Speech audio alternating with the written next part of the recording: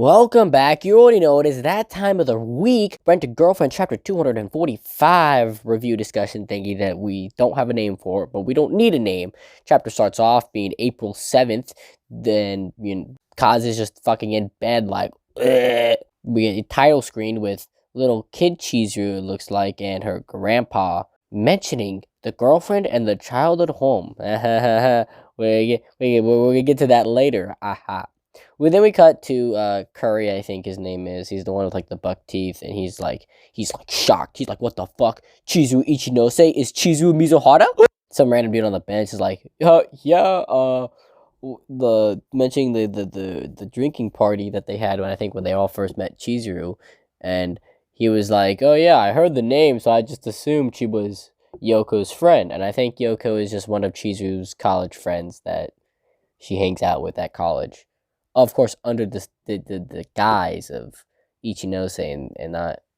Well, I guess she's Ichinose, and then when she meets them, she's under the guise of Mizuhara.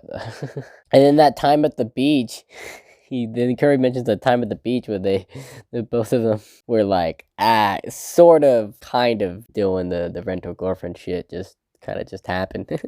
and it's like... he's stunned about what the fuck. Kazuya's just like, it just kind of happened.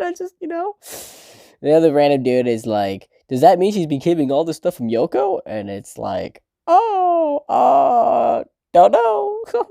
And it's like, and the other dude's like, well, fine, if that's the case. Kazuya has his own inner dialogue again. I'm not going over any inner Kazuya's thoughts.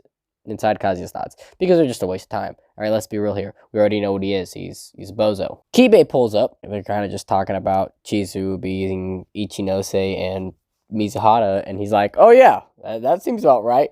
And they're like, what? You do? And it's like, well, you get their names together, and it kind of just meshes. And then we get a little, like, narration box here of it being 4 months have passed since the Hawaiians. Then they're walking just the two of them, and then Kazuya has more inner dialogue thoughts about flashbacks and thinking of it, he should apologize. I don't know. It's not like we can just go on like nothing happened, even though you totally can.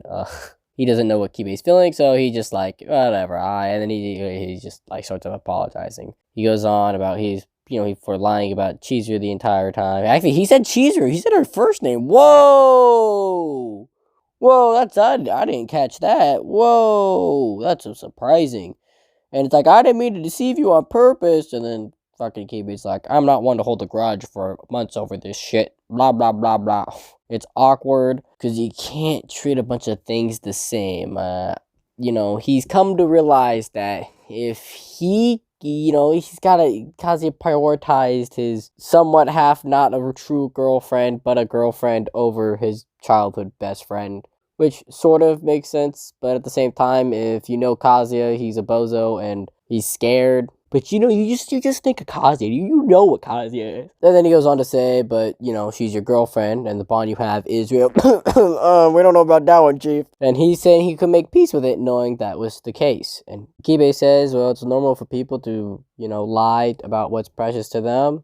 But then he mentions if he breaks up now, he'll disembowel Kazuya with a chainsaw. And don't worry, if he turns into a zombie, he'll just cave his head in, or his skull in, is what he says. Then, Mommy's over here.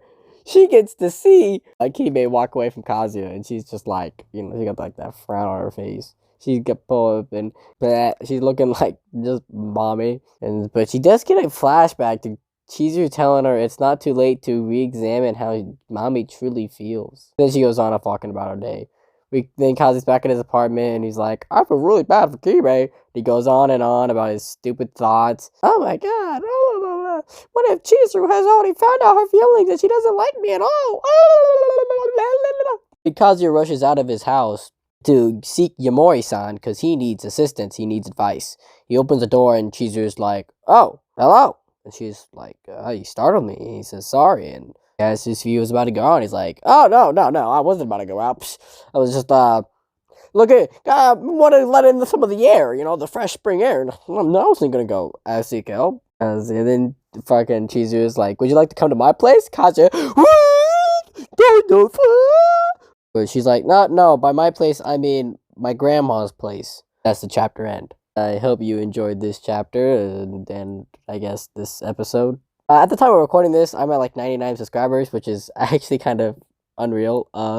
So I thank you everybody who's subscribed, and if you would like to like, comment, and subscribe on this video, that'd be nice too. I say like, subscribe on the video, but you get my point. Just subscribe to the channel. I thank you everybody who has subscribed. It's 100, which is pretty big number, but thank you so much. Pretty happy about it.